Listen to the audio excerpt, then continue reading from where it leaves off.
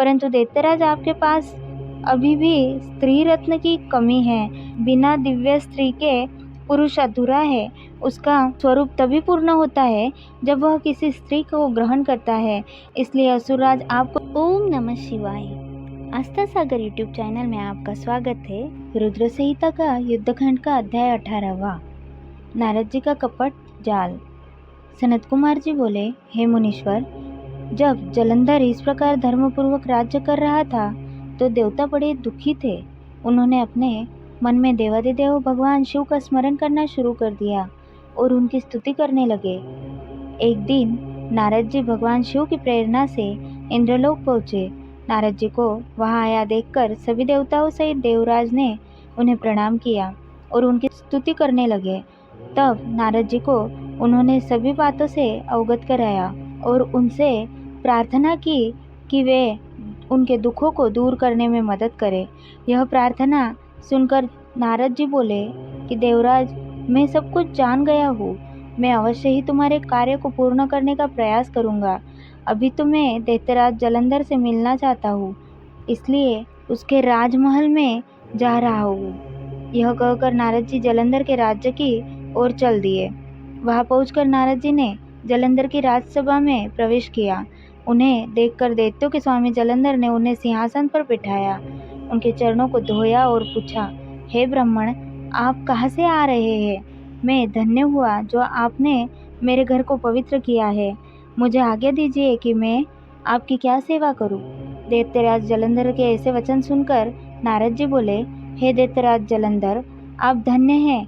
निश्चय ही आप पर सभी की कृपा है। इस लोक में आप सब सुखों को भोग रहे हैं। जलंधर, अभी कुछ समय पूर्व में ऐसे ही घूमते हुए कैलाश पर्वत पर गया था। वह कैलाश पर मैंने सैकड़ों धेनुओं को हजारों योजन में फैले कल्पतरु के वन में घूमते हुए देखा। वह कल्पतरु वन दिव्य, अद्भुत और सोने के समान है। वहीं पर मैंने भगवान शिव और उनकी प्राण वल्लभा देवी पार्वती को भी देखा।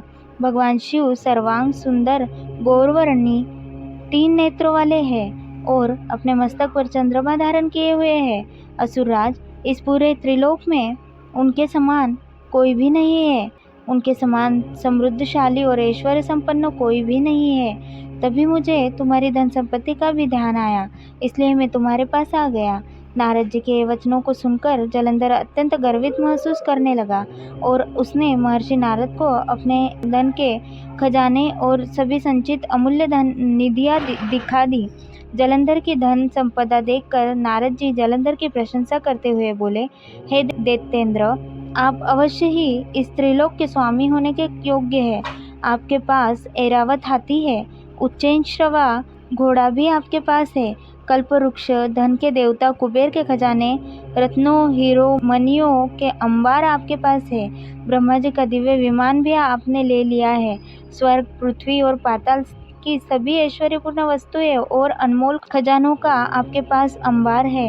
आपका धन वैभव देखकर सभी आपसे ईर्ष्या कर सकते हैं, परंतु दैत्यराज आपके पास अभी भी स्त्री रत्न की कमी है। बिना दिव्य स्त्री के पुरुष अधूरा है। उसका स्वरूप तभी पूर्ण होता है जब वह किसी स्त्री को ग्रहण करता है। इसलिए असुरराज, आप कोई परम सुंदरी ग्रहण कर इस कमी को यथाशीघ्र पूरा करें। देवर्षि नारद की चाल भरी बातों से भला कोई कैसे बच सकता है? उन्होंने जैसा सोचा था वैसा ही हुआ। जलंधर ने नारद जी के सम्मुख हाथ जोड़कर प्रश्न किया कि महर्षि, आपके द्वारा वर्णित ऐसी सुंदर दिव्य स्त्री मुझे कहाँ मिलेंगी जो रत्नों से भी श्रेष्ठ हो? यदि आप इस प्रकार के स्त्री रत्न के बारे में मुझे बता दें तो मैं उस रत्न को अवश्य ही लाकर अपने राजभवन की शोभा बढ़ाऊंगा। जलंधर की बातें सुनकर देवर्षि नारद ने कहा, हे दैत्येंद्र, ऐसा अनमोल स्त्री रत्न तो त्रिलोकीनाथ महान योगी भगवान शिव के पास है। वह है उनकी परम सुंदर पत्नी देवी पार्वती। वे सर्वांग सुंदर होने के साथ साथ सर्वगुण संपन्न भी है। संसार की कोई भी स्त्री उनकी बराबरी नहीं कर सकती। उनका मनोहारी रूप पल भर में सबको मोहित कर सकता है। वास्तव में उनके समान कोई नहीं है। यह कहकर देवर्षि नारद ने जलंधर से आज्ञा ली और आकाश मार्ग से वापस लौट गए। अध्याय 18वां समाप्त। आगे की कथा हम अगले अध्याय में सुनेंगे। ओम नमः शिवाय।